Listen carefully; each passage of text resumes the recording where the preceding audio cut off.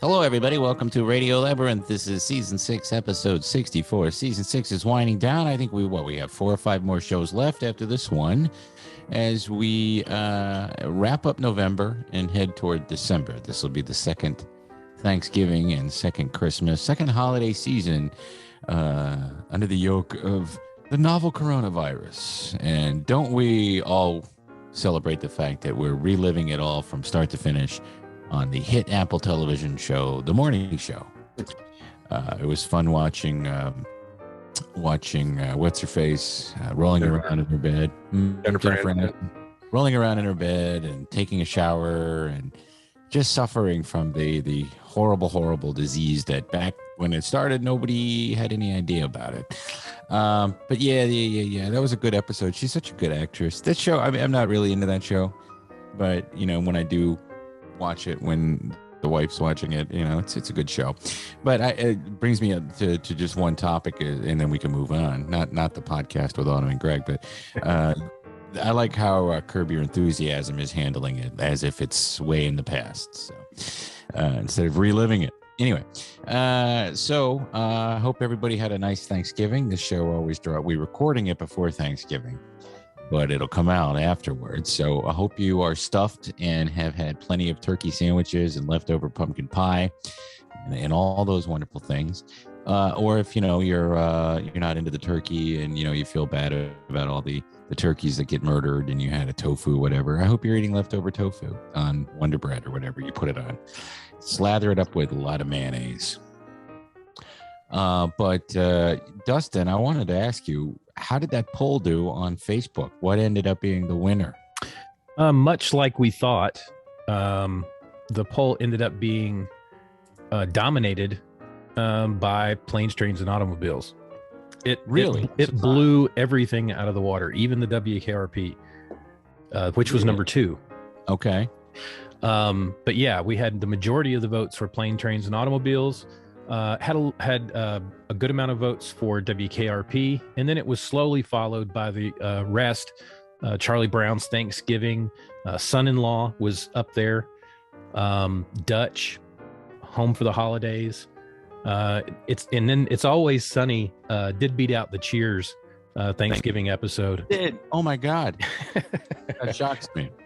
But and of course someone added in the ever familiar football in general, and it gained some votes as well. So that was the one new addition from last week. You mean just generic, just football? Yeah, just I don't watch TV. I watch football. Yeah, I watch football on Thanksgiving. Hopefully all your teams won if you had a team playing on Thursday. I had a team playing, and I'm making a prediction since we're recording this on Wednesday and the game hasn't happened yet, but I bet you the Bills lose Thursday night, Thanksgiving evening. If they don't, I'm happy, but I'm pretty sure they're gonna.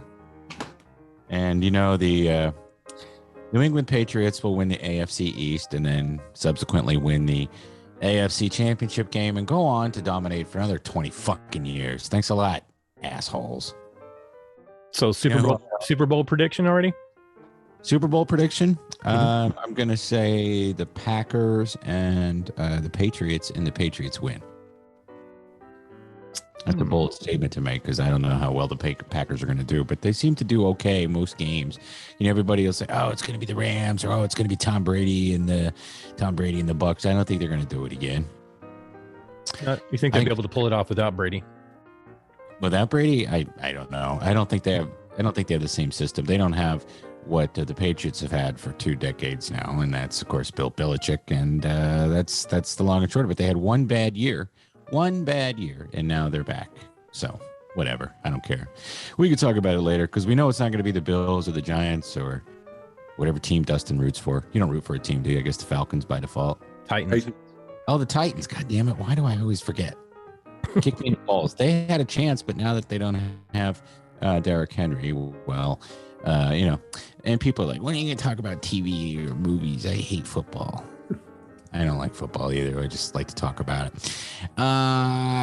So we are going to do a Christmas bracket, all the ones we can think about, classics, stuff from the early days of television and film. Of course, the classic 50s and 60s, the Rankin and Bass. We're going to do 70s, 80s, and 90s, all those great movies and TV specials that we watched every single year. We're going to put together a bracket, trying to whittle it down to 64 entries in different categories. You guys add to the document that I made anything you can think of. Right now, the brackets I have are classic Christmas movies, stuff like It's a Wonderful Life, Miracle on 34th Street, the original, not the one with Dan Hartman from Good Morning America in the 70s. White Christmas with Bing Crosby, Scrooge from 1951. 80s movies, Scrooged, Christmas Vacation, A Christmas Story, Ernest Saves Christmas, Home Alone, things like that. And of course, the classic TV specials we all grew up with. Rudolph. You forgot Die Hard. Well, that's going to be in its own category. Rudolph the Red-Nosed Reindeer, Santa Claus is Coming to Town. I want horror. I want movies that are, they're kind of parallel with they take place around Christmas, but we'll call it contentious Christmas movies. So, Emma Daughter's Jug Band Christmas, Yogi's First Christmas, all sorts of shit. But you guys add stuff to it so we can get this going, and we'll start it. I think the first or second week of December. The Mr. Magoo Christmas Carol. That one is really good. That one is very good. Jim Backus still doing Mr. Magoo. Oh, Magoo, you piece of shit. Oh, Magoo, you shit yourself. Charlie, clean up my poop. It's hard to do. I can't do it. I did Jim Backus better when I was a kid, and I thought I was pretty good at doing it, but I can't do it anymore. Why, Mr. Magoo? That's my old buddy Jed Cratchit. Was that his name? Cratchit. Bob Cratchit. See, I don't even remember anything. It's Bob Cratchit. You're gonna clean my poop. Go find me the biggest goose. We were listening at work the other day to that song, Delicious. Do you know that song? No. Yeah, you've heard it before. It's Jim Backus and Friend. It's an old novelty record where Jim Backus and some lady are at a restaurant drinking champagne, and they just keep getting shit-faced. I even love the cork. It's delicious. Delicious.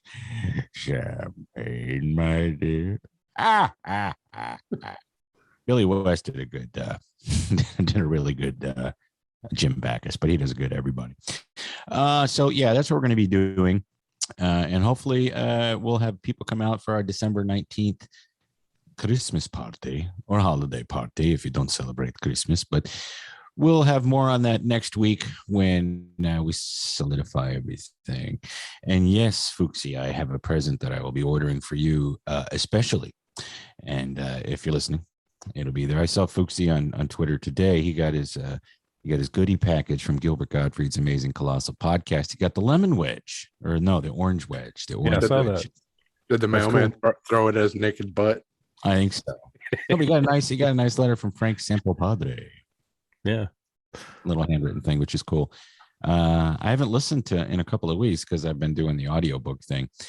Which we'll get to in my staff pick, but I'm doing rewatches. And when I have all that time off in December, I imagine I'll be doing a lot more of it. But I started listening to this book about the Kids in the Hall, which will be my staff pick later. And I said, well, I haven't watched Kids in the Hall. There's certain shows I've never done rewatches. There's shows I've watched thousands and thousands of times, like The Simpsons or The Sopranos, or these shows that you can just continuously rewatch. The Wire, I've watched, Battlestar Galactica, but I never went back and rewatched Kids in the Hall, like in order. And I've started doing that again, and it's amazing. All these sketches that were in the late 80s. The show premiered in 1988, and it's one of those shows that, even though I wasn't watching TV back then, it's one of the shows that I tried not to miss. and then it was on Comedy Central all the time. So back when Comedy Central was just Kids in the Hall, Mystery Science Theater 3000, and what was that show called? Low Attention Span Theater or something like that. You remember that, Jeff? Yeah. Short attention span theater. Yeah. Yeah. So that's really what Comedy Central was. In fact, I think it was called the Comedy Channel.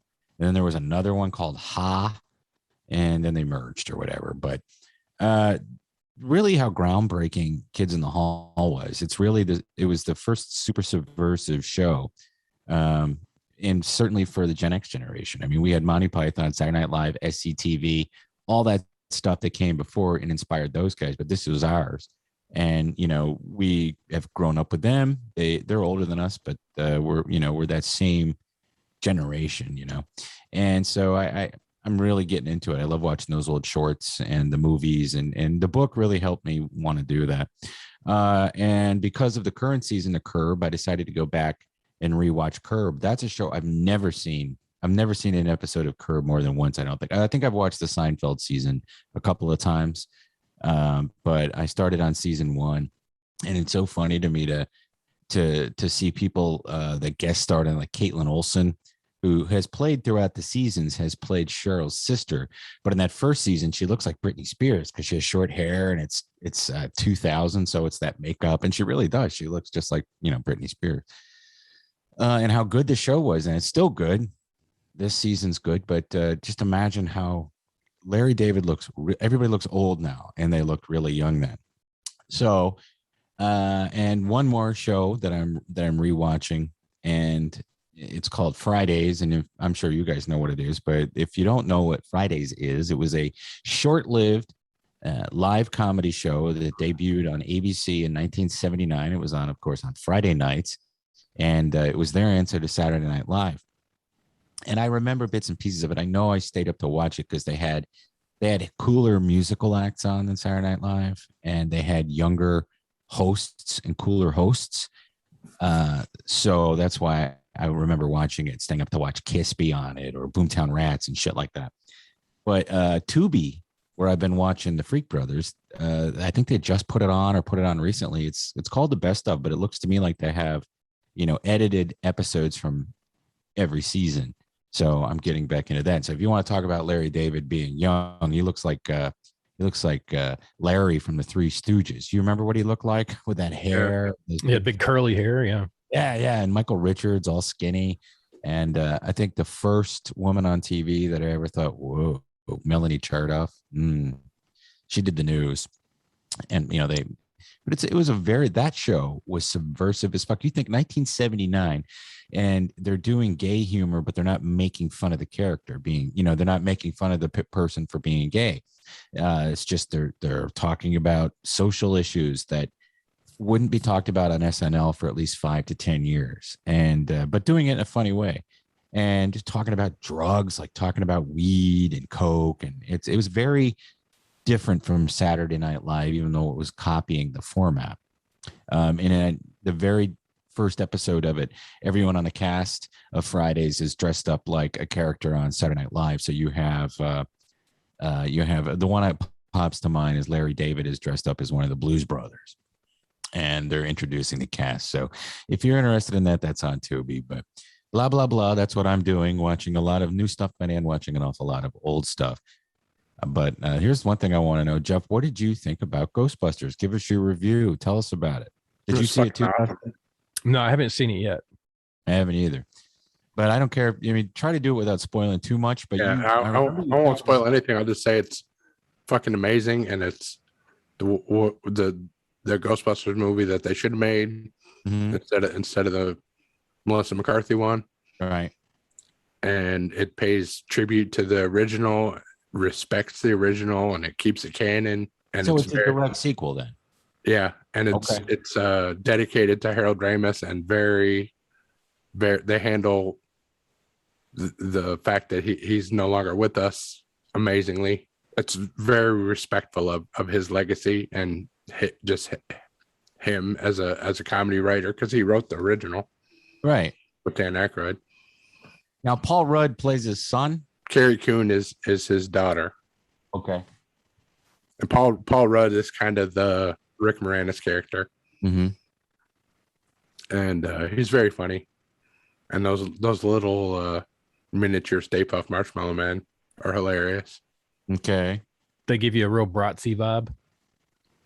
Yeah, a little bit of the Bratzis. How much do the original cast members play a part in this? Are they not a lot? But they're in. They come in like the last act. Okay, but they're there and they're a part of it. All right. Do they explain why they're not around anymore? Why they okay. Aykroyd is in it a little bit more.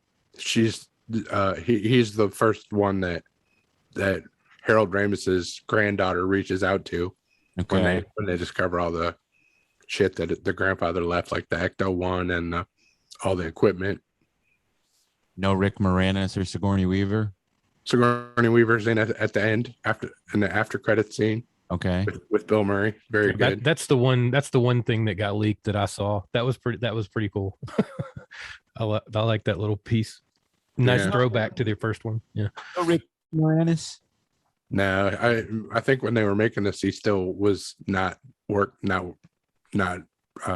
acting anymore. Yeah, but then he got beat up. Yeah. Like COVID on the streets of New York. And it's awesome though, man. If you're a Ghostbusters fan, you'll love it. There's nothing. I didn't think anything was over the top or cheesy. I thought it was extremely well done. Is Larry Storch make an appearance? No. He was a Ghostbuster. Yeah. He retired from acting too. Yeah, he's 99 years old also. Just recently. Like, he did? Yeah. I didn't know that. Why? He wasn't getting the role. He's like 100. Yeah, I know he's old as fuck. I didn't know he was still working. I didn't know that when you're that old, I'm retiring. Yeah. That guy, what a career he had, Larry Storch. He was great on, you can find him on an old Gilbert episode. He's an interesting cat, that guy. You know, everybody that we know probably just knows him from F Troop. Well, F Troop. And then their show was called The Real Ghostbusters, right? Yeah. Yeah. Yeah, or something like that. I don't remember. And but he was a voice guy. He did when Mel Blanc left Warner Brothers. He did all the voices, and then Mel Blanc came back. But for a long time, he did a lot of the Warner Brothers voices.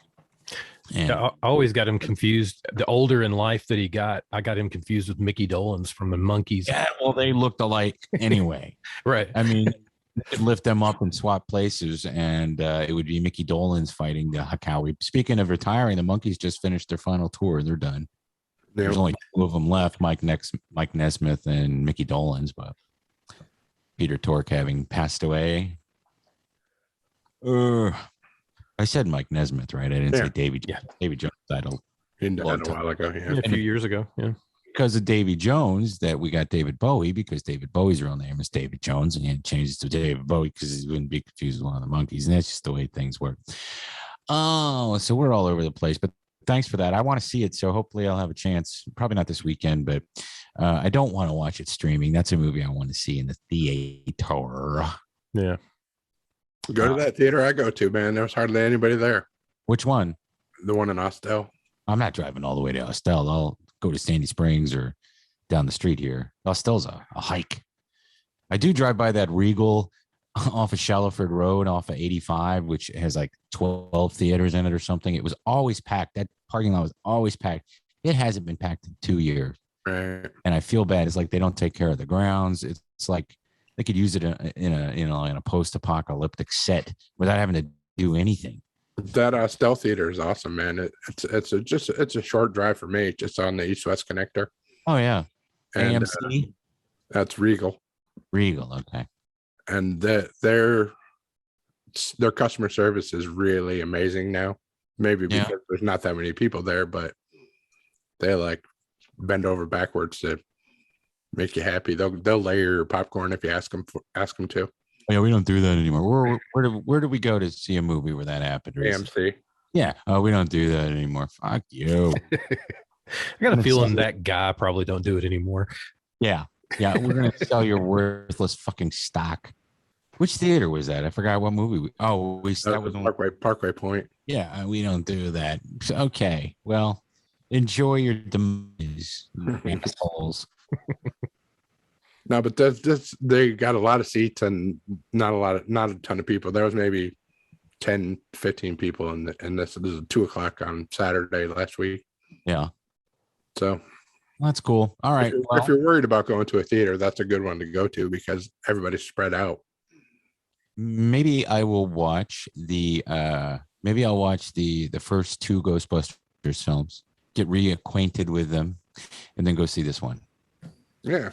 I mean, I guess I can skip the one with Melissa McCarthy. Yeah. I don't know. I don't need to see that. I did start it once. I'm like, I need to do this. It's a funny movie. It's a funny movie, but it's not a Ghostbusters movie. No, they should have just titled it something else and gone with it. Ghoul Fighters. Yeah. Yeah. Anything. It's such a shame too, because you had a great director who knows how to do comedy, and you had very talented cast of funny people. I guess it was hubris that killed it, maybe, or lack of editing. I don't know. Yeah, the fact that they didn't acknowledge the original movies as it was lack of respect, I think. Yeah. Yes, you must show respect. God damn it. The Iron Sheik will make you humble if you don't show respect. Yeah. Still one of the best Twitter follows of all time. Yeah, I like his just random shit he just throws out there. Good morning. Jason, I thought Jason Reitman did a really good job. Good. Filling in for his dad. Mm-hmm. Awesome. All right. Well, everybody go see Ghostbusters. Jeff doesn't recommend things that suck generally. So, yeah, awesome. What else? Steph will be back with us next week. She is under the weather this week and probably has a lot going on at her house. She has a brand new bathroom, as we discussed last week. And I believe now she has a garage. And she has a new Foster.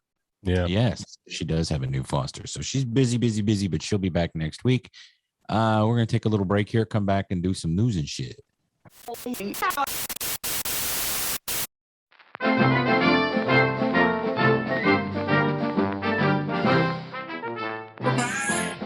We are back. This is going to be a kind of a truncated show because it's the holiday and everything, but we wanted to get one in the can. Like Jeff likes it in the can.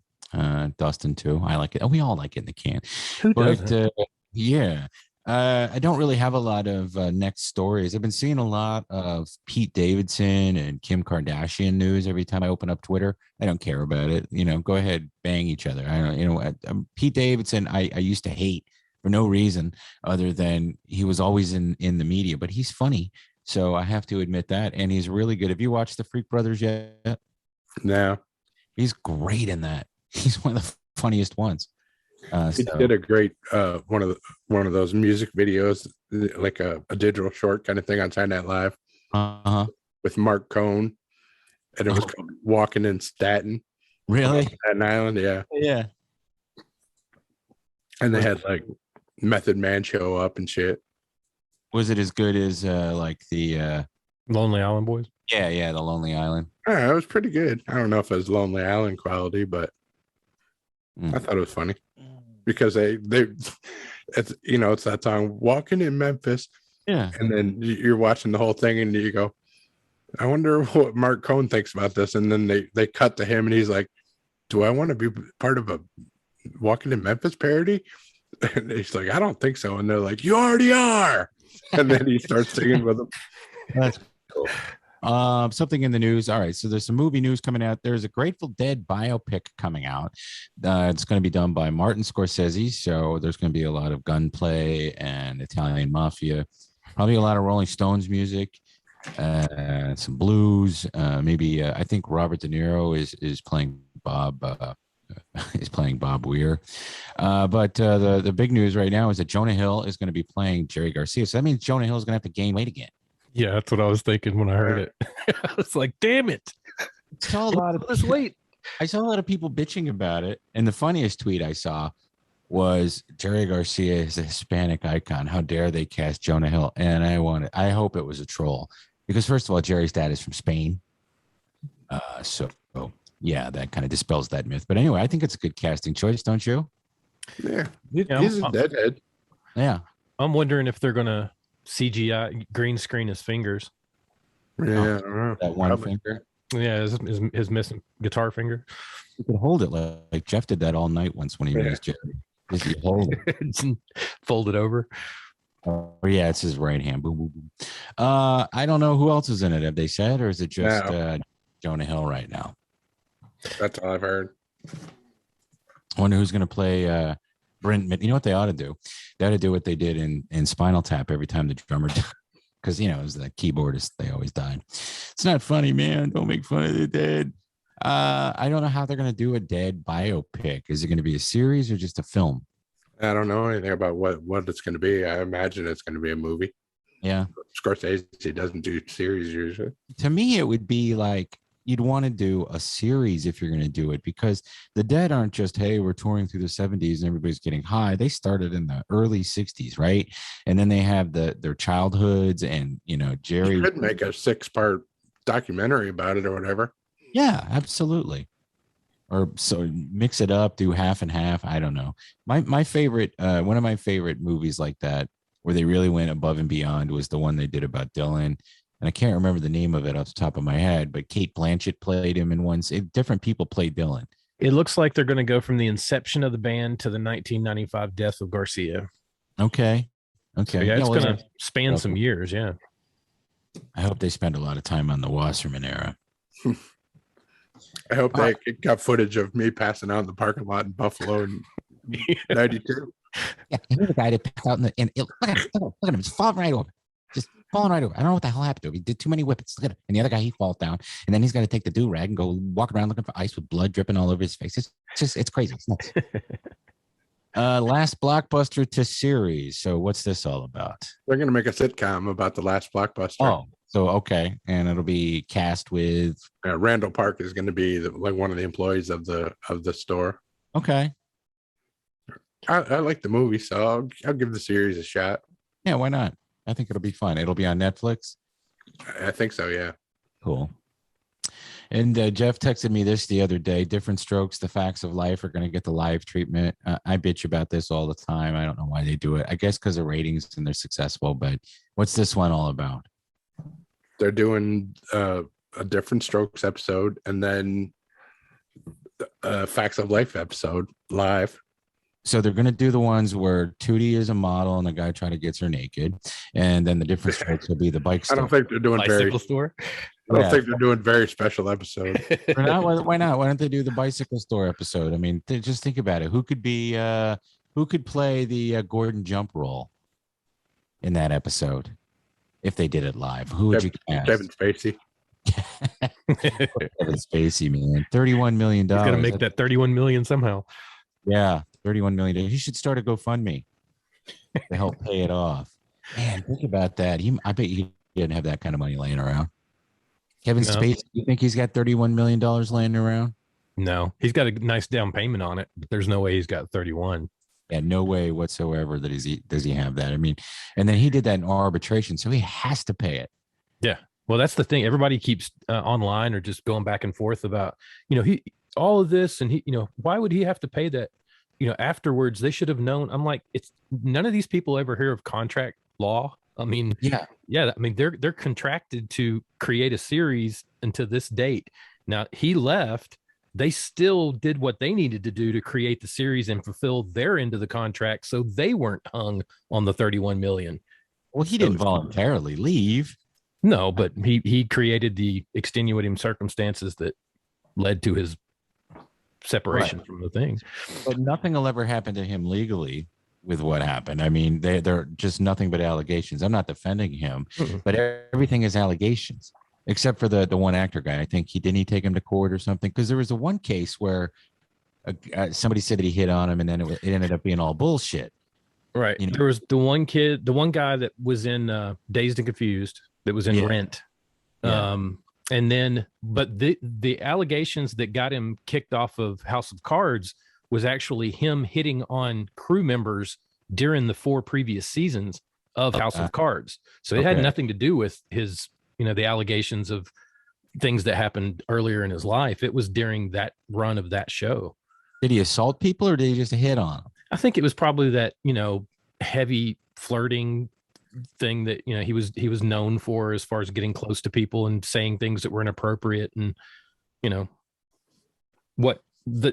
same thing. I don't know if it was as bad as pulling it out and jerking it in front of people or anything, but I don't see anything wrong with that as long as they say it's all right. As long as they give permission. Yeah. Right. Like with Louis. But I mean, it fell within the the boundaries of the contract, and that's just how that goes. But man, That's a lot of money to come up with. A lot of scratch. Anyway, back to Different Strokes. Hey, yes. That's what I say about Kevin Spacey. Kevin Hart is playing Arnold, and Damon Wayans is playing Willis. All right, I might watch it just to hear Kevin Hart say what you're talking about. That's going to be hilarious. That would be hilarious. I want to know what episodes they're doing there, but they always do classic episodes, right? Well, it's got to be one with Mrs. Garrett, because then they'll have her in the spinoff transition over. Oh, do the one about the gooch. Yeah, well, the gooch was on it more than once. Now, who is playing Mrs. Garrett? What's her name from The Handmaid's Tale? Yeah, she was one of those people on that show that Mike TV liked. Oh yeah, The Leftovers. Leftovers. She's done a lot of things. She also made Flowers or whatever, first season of True Crime. Oh yeah, she was also in Hereditary. But isn't that what they called it, Making Flowers? Or was it Making Butterflies or something? I don't remember. She was the creepy brother and sister in the first series of True Detective. It was a True Detective. Oh yeah, True Detective at the end. Yeah, the creepy killer at the end of the series. Yeah, that lived in the house. Yeah, they were brother and sister. Yeah, that's right. Yeah, and The Facts of Life, of course, is a spin-off of Different Strokes, so it would make sense if Mrs. Garrett is in both. Yeah. Girls, put on your outfits. You're gonna have sex. Joe, fix my motorcycle. Hey, Joe wouldn't be on it though. Well, maybe, I don't know. Depends. Joe, there was one season of Facts of Life where it was more focused on the school itself. Mrs. Garrett was just there, and that was when Molly Ringwald was on it, and it was a whole bunch of girls, and then they cut it down to what it became and what we grew up with. But that first season was completely different. They showed the headmaster of the school, the dean or whatever. John Lithgow playing Mr. Drummond. Is that what you said? Yeah, that's good casting. It is good casting. I guess I'll suck it up. I don't know. I hate these things, but it's December 7th, so I may give it a view, cursory glance, and all that.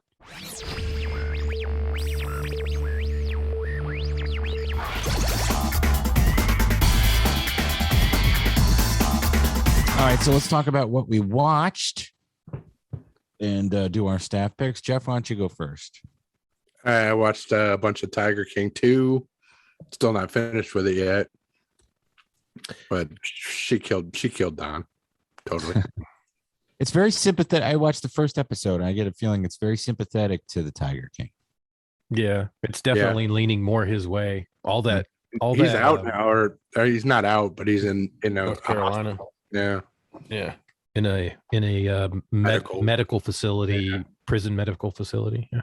I didn't know to what extent they went to get him pardoned, or to try to get him pardoned by the president, President Trump. And they went up there. It was the worst possible day for them to be there. Yeah. They're on January 6th. And, and the people that are there protesting or yelling at him, get out of here. Nobody likes you. Yeah. That was the best thing that could have happened to him. No, but these fucking idiots are like the people that hated Mike Pence, and they're all these nut jobs, but they don't like the Tiger King. Come on. He was like, I think we just need to let's just go. Yeah, and then like 10 minutes later, all hell broke loose. I bet you they're not the people that are getting arrested or subpoenaed. That's for sure. But it was funny that they're listening to this shit on the way home. Like, oh, we dodged a bullet. Yeah. Well, like his thing, he goes, I think they went a little overboard. Yeah. I think they went a little overboard. It was nice. It is nice seeing some of those people that were in the first series. But again, that's one of those shows I don't really remember it. You watched it once because it was right at the beginning of the pandemic. This show hits, lightning in a bottle, like we said, and now it is what it is. But I'm gonna keep watching it. We enjoyed it. Go ahead, Jeff. I feel bad for that hitman guy, because he's Why? like He's like, I would trade places with Joe. I should be in jail, and Joe should be out. I kind of just feel. Yeah, they don't like the two guys that took it over either. Those guys are douches. I hate the. I can't stand the one that's just titled Businessman. Yeah. The big guy on his jet ski. Yeah. That guy just is a piece of shit. That's the one with multiple wives. No, this is the guy that ran the store that had nothing in it. Okay. Yeah. Yeah, and he walked into that one place and like takes a picture with that lady. It's like laughs at himself, like, yeah, I'm a piece of shit. Yeah. I used to be a piece of shit. I'm not anymore. Yeah. I think the baby sloppy steaks. Yeah. I watched slick back white car. I watched some more World Series of Poker on CBS Sports. Star Trek Discovery came back. I watched the first episode of season 4. Still good. It's worth getting Paramount Plus just for that. I finished Foundation season 1. I'm a few behind on it. Did it end well? Yeah, it ended pretty well. Left it wide open for more. I don't know how many books there were. Or I don't really. I mean, they left it wide open to they could go a ton of different directions. So I don't know the source material well enough to say what's going to happen, but it could go several seasons like The Expanse, I think. Yeah. Morning Show season finale. I watched that. Was that the one I was talking about? Yeah. The finale? Okay. I watched Chucky 5 and 6 on Sci-Fi. Jennifer Tilly's finally on. Mm-hmm. And they got what's his name? Brad Dourif's daughter is on it now too. Oh wow. Yeah, she's playing like Chucky has inhabited her body. Yeah. Instead of the doll. So like Jennifer Tilly's making out with her and stuff. It's pretty weird, but it's fun. It's gotten more fun than it was maybe the first 5 episodes. They killed off all the Gen Zers yet? They've killed off a bunch of them. Okay, maybe I'll jump back into it. They're all on my DVR. I'm just waiting again. I watched the Rock and Roll Hall of Fame induction ceremony on HBO. That was really good. The Foo Fighters and the Go-Go's and a bunch of other people. It was real good. And Paul McCartney singing with the Foo Fighters at the end was real good. I wish there'd been more of that. Aguilera. How was Christina Aguilera? Yeah, I don't remember seeing her too much. Taylor Swift was there. Taylor Swift is talented. I don't really care for her music, but she's talented. I watched Monday Night Foosball. I love watching those Manning. Yeah, that was a good one. They had Bill Parcells on, but Giants lost. Attack of the Show is back. G4 is back. If you have Comcast, anyway. I heard about that. Eric Von Hessler was talking about that. He said they look old. Yeah, everybody looks old. They're trying to keep up that same level of energy too that they had. Yeah. And it just to me it doesn't come across as good as when they were younger. It seems like they're just trying to. Is a really good interviewer though, because he like actually listens to what the people are saying. Like with a lot of people, and I'm guilty of this sometimes myself, but while the person's talking, you're thinking about what your next question is going to be. You know what I mean? Mm-hmm. Or you're looking at your document to see what your next question is supposed to be. You're not really listening to what they're saying. But when he interviews somebody, he actually, it's all that is going on in his brain at the same time, but he's still listening to what they're saying. So his interviews are fantastic. So it's worth just to watch him interview people. He did an hour or hour and a half with Adam Savage when the network came back. That's cool. Yeah, no talk of the accusations. I guess that whole thing disappeared. They probably wouldn't bring it up. No, I was going to say it's probably a no-go. I'm still watching Yellow Jackets on Showtime. Oh. That's pretty good. It's weird. I don't know what's going on yet. And Dexter, sticking with that, enjoying it. Yeah. It got a little silly this week, but it was still good. Yeah. I mean, some plot holes. You're like, what? Okay, but I don't care. It's good. Yeah. It definitely makes up for that last season and episode. Oh, hell yeah. I watched the Psych movie, number 3 on Peacock. Those Psych movies are fun to watch. I was into that show when it was on USA Network. And my staff pick is The Beatles Get Back. Starts on the 25th. Peter Jackson's documentary about the Beatles. It's like 4 parts. Yep, I'm gonna watch that. It's fucking awesome. Restored all that footage. Yeah. Mm-hmm. Yeah, you got to use Weta one more time before he sold it. Yeah. All right. That's on Disney Plus. Disney Plus. Thank you, sir. I watched. I just got back into the movies that made us. I watched the Halloween episode. That was really good. There's stuff I found out that I didn't know about it. Like I didn't know that there was. I think the first film to use Steadicam. I always thought it was The Shining. No, The Shining. Oh. But it was Halloween. I forgot I was watching that Star Trek Center Seat. Mm-hmm. It's on History Channel. That's every episode is like an episode of the movies that made us, where they're Star Trek Center Seat. Yeah. Every episode's like one of those movies that made us. Like the first episode talks about the origin of the series. The second episode talks about the animated series. That's on History Channel? Yeah, the History Channel. And the third episode talks about the motion picture and then up to 4, Star Trek 4. That's as far as it goes? As far as it's gone so far. But there's more episodes. It's going to keep going. It's going to do everything. Oh, cool. And all the series and everything. I didn't know about it. It's fun.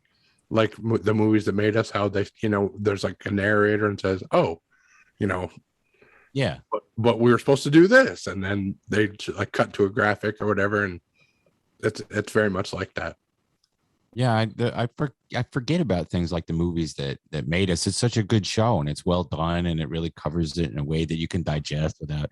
You don't have to be like a super film buff. So I didn't know about the Star Trek Center Seat. Yeah, so and if you like movies that made us, you'll like the Star Trek one.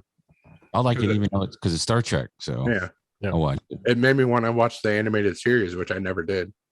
You never watched that? No. The original one? I watched that. Yeah, I liked it. It's been a long time, but I watched it. Apparently, a lot of people liked it. And I guess it won an Emmy and shit, but I think it only went 1 or 2 seasons. It had their voices too. Yeah. That's what the whole second episode of Center Seat is about. About how they had an animated series too, which is pretty good. I do remember that one. So Tiger King, I watched the first episode. I'm behind a week on Invasion. So next week when we record, I'll be all caught up. But the last one I watched was the one we were talking about last week. Curb remains funny. It was great. The whole yelling out the Japanese sushi chef stuff was funny, and the umbrella. The stories are fun. I love that they're doing it and just having fun doing it. I don't see an overall story arc like most seasons have, but maybe selling the show, Young Larry, but it was good. Right. Let's see. Dexter, we talked about, is pretty good. Storage Wars, I went through 5. You're right. No Barry yet. What the hell? They're selling it as a Barry Weiss is back. This week he did his name? What's his name? Yeah, Barry Weiss. He did his little talk show for 1 episode, and then he went to the auction on the next episode. All right. Why did he leave in the first place? Do you remember? I don't really talk about it. I think he just didn't want to do it anymore because he wasn't like really doing it. He was just on it because he could be on TV or whatever. Yeah. He wasn't like an auction guy, a storage auction guy. He's just an odd collector, right? In his life. Yeah. He just like finding weird shit. And I guess he just got tired of it. Yeah. And Dave, he's been off for a couple of years, right? Yeah, I think they all kicked him off the show. Yeah. Why, was he too big of a dick? Yeah, because he was an asshole. Yeah, he was. Yeah. Daryl, I like. I like that he's still on it. He found some really cool shit a couple weeks ago. What did he find? I forget what all it was, but it ended up being really valuable. Yeah, it might be the last episode I watched. Who's that guy I said I liked a lot? Is it Kenny? Kenny. I love that guy. When they do the Barry Weiss talk show, Kenny is his Ed McMahon. Cool. I just like the way he talks. I like his right chair. And he has these little ticks and stuff, the way he talks. He's really a cool dude. Everybody on that show I like. I never really liked Jared, but I like him now that he's not with Brandy because and she brings different people with her that I've seen before. But yeah, Jared definitely looks better. I mean, would he lose everything? He doesn't have a store anymore. I don't know. I I missed guess so many. they closed their store before they got divorced. Well, they were never married, were they? Oh well, what they split up. Separated, yeah. Or he beat her up in a bar. I can't believe it. What It happened. must not have been that bad because he's still on the show. So Yeah. but anyway, yeah, it's a fun show to just put on and watch, and you know the cast is good. I can't talk enough about the Freak Brothers, man. I love that show. I gotta get this Tubi thing. It's free. The series is free. You just watch a commercial at the beginning, and then there's one in the middle. That's how Peacock is.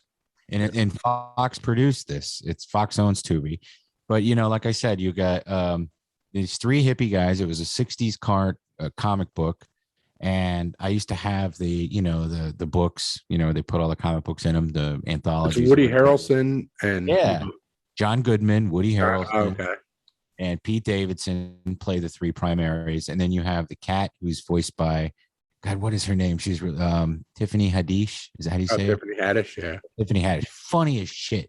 She is so hilarious in that role. And this week, they have they go after Amazon and Jeff Bezos and they have a guy playing Jeffrey Tambor, but he's dressed. I mean, it really has that Family Guy fuck it mentality when it comes to going after celebrities. Because Jeffrey Tambor's character is dressed as his transparent character, and then you have Mrs. Maisels on there because it's all about Amazon and going into Spain, and it's fucking great. And there's lots of drug references, so it's a funny show. I highly recommend it, and that's Tubi.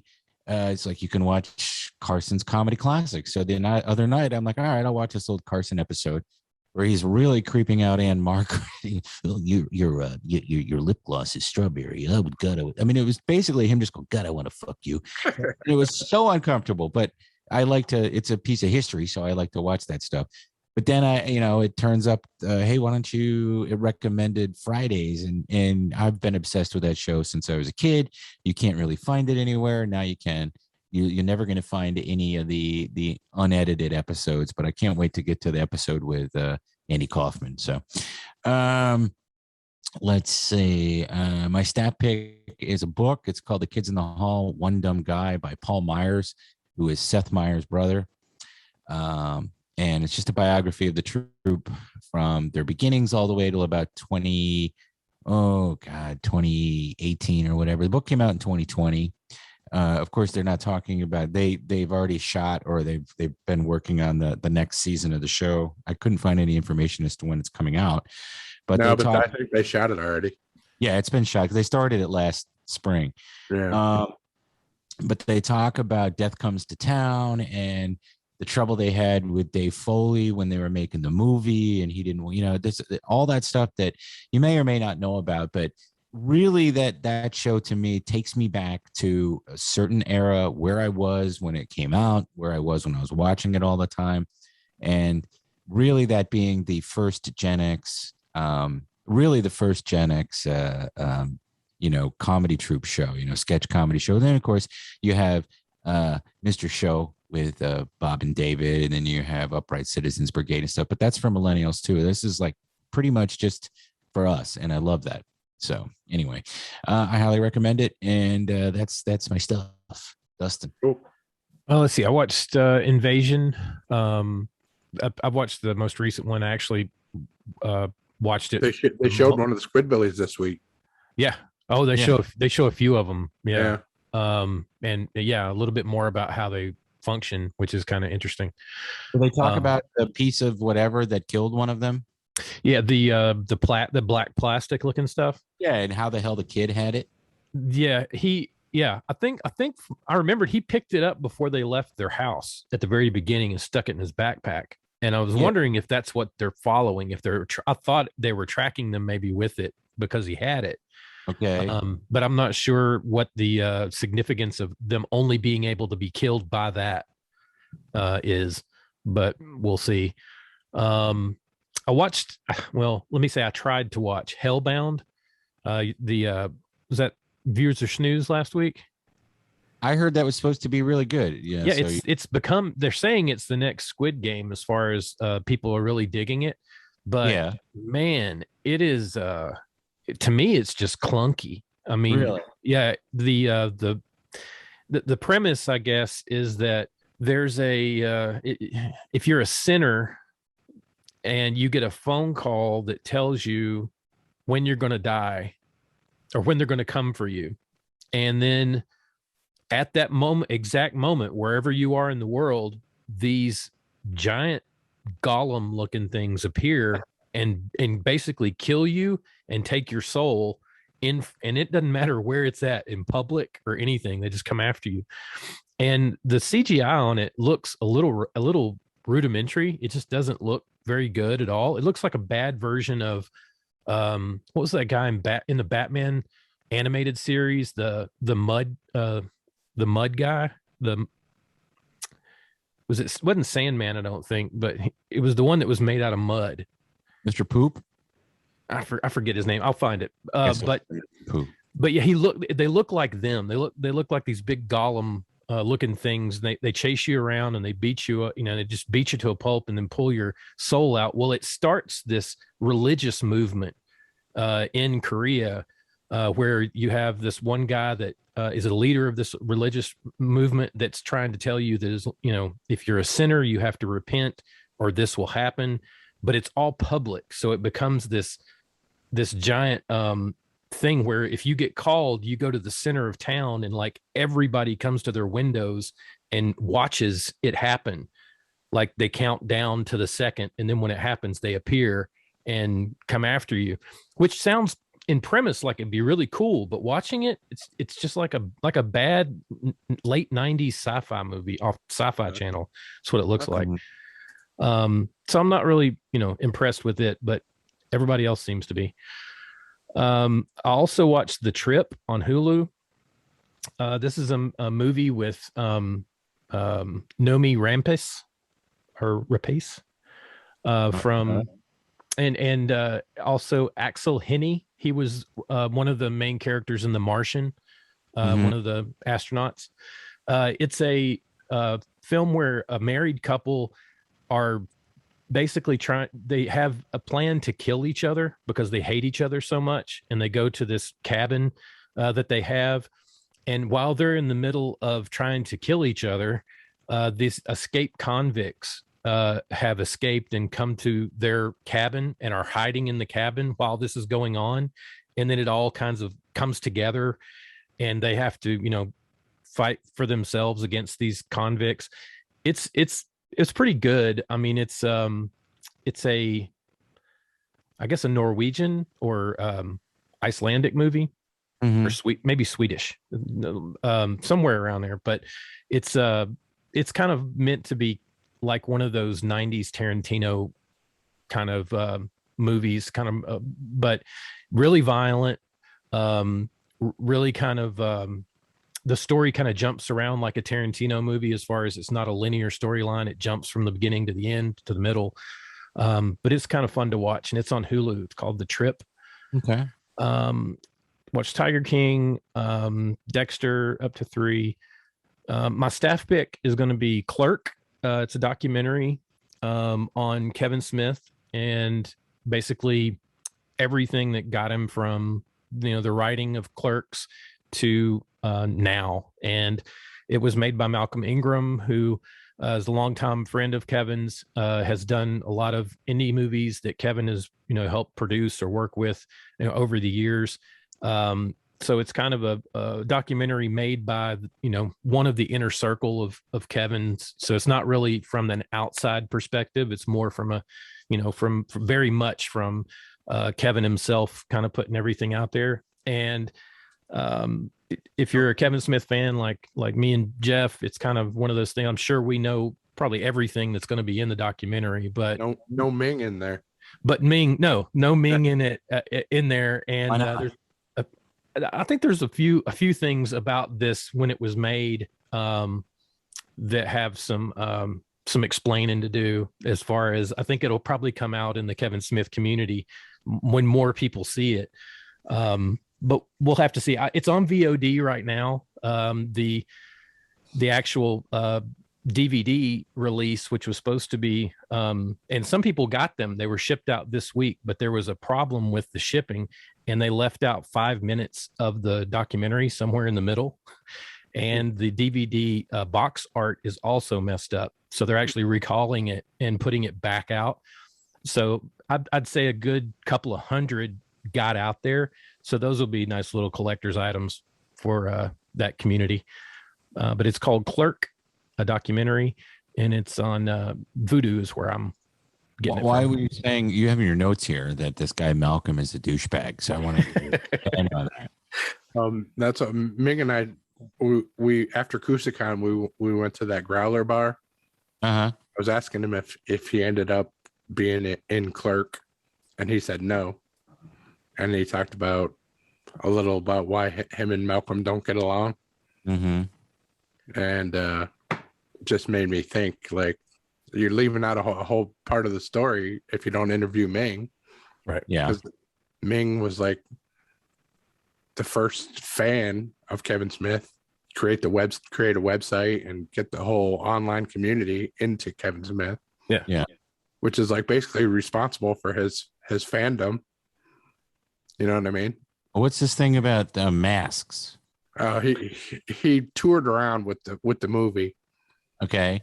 And he posted this thing where like halfway through the show he left because people weren't wearing their masks in the front row.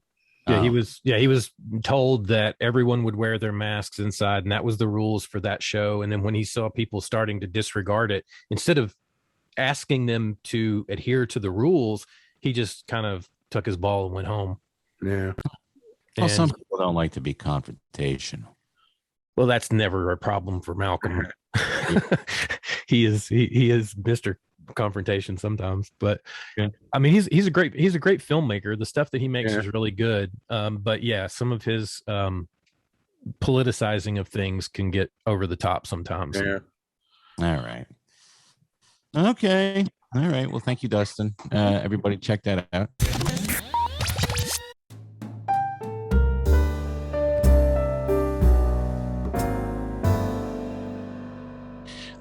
Get some people to say goodbye to in the Who Died segment of the show. Jeff Johnson, who was on the Tiger King. He was the lizard guy.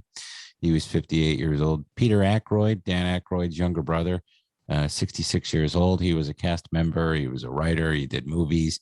And he's been in a lot of stuff. And let's see, David Frischberg, 88 years old, who wrote a bunch of Schoolhouse Rock songs, including I'm Just a Bill. Everybody knows that one. I'm just a bill. Yes, I'm only that one. And Gavin O'Herlihy, who is known as Chuck Cunningham on the first season of Happy Days. He was replaced by a different actor, and then that character was written out of the show. 70 years old, but you will recognize him from a ton of movies. If you Google Gavin O'Herlihy and look at his face, you go, oh, yeah, I remember him. Superman 3, Twin Peaks, and on and on and on. He was that guy, but he had a very long career. And rest in peace to all those people. So before we wrap up the show, let's do Views or Snooze. Hello, America. And once again, it's time for your favorite pastime. Which one will they choose? Play along with this week's edition of Views or Snooze. Take it away, Jeff. All right, Views or Snooze. Number one, The Wheel of Time. This is that Amazon epic fantasy series based on, was it Robert Jordan books? Yeah, a series of books. It's like 10 books or something. It's a big series. Yeah. I'll use it. Just I think it will be now this is the same Amazon, so it's the same company that's doing the Lord of the Rings series as well. So it might give you some idea of the scope and production value maybe going into Lord of the Rings. It's kind of like Foundation. I mean, it's a lot of people have taken things from Wheel of Time. So I'll give it a Views. I'm going to give it a Views too. I haven't heard anything yet about it. So. Well, let me know after you watch it. I'm on tentative. I don't know what I'm going to do. I'm going to look askew. Number 2 is Hawkeye on Disney Plus. Started this week. It looks really good. Yeah. I'll Views it. It looks good. It looks good. Me too. It's supposed to be 2 years after Endgame. Yeah, and a lot of people are saying that this is the best Marvel show that's been made so far. And it's Christmas themed, so which is kind of cool. All right, I'll View it. The last one, number 3, it's called The Humans.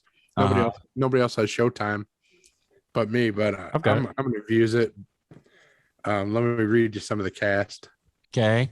Amy Schumer, Bernie Feldstein, Stephen Yeun, Richard Jenkins, June Squibb. It's like a family get together in a tiny New York City apartment for Thanksgiving. Mm-hmm. And it's some places are listing it as a horror movie, and some places are listing it as a comedy movie. Okay. It's really bizarre. It makes just that cast alone makes me want to watch it. I like Richard Jenkins in anything he does, and June Squibb's great. Yeah, and Amy Jonah Hill's sister. I don't know. I'm gonna probably snooze. Yeah, you don't have Showtime anyway. Yeah, I love Richard Jenkins. I'll give it a views. Yeah, I think it looks interesting. That's the last one. Alrighty. All right. So, guys, remember, if you're looking for an animal, like a cat or a dog or a parrot, well, maybe not a parrot, but if you're looking for a cat or a dog, specifically a dog, more likely a dog, go to Barkville Dog Rescue, barkvilledogrescue.org. That's the URL, is it? Yes. That's right. barkvilledogrescue.org. There's lots of stuff going on. Buy a raffle ticket, support animals like dogs, and remember to adopt and not shop. So until next week, please remember to keep it canon.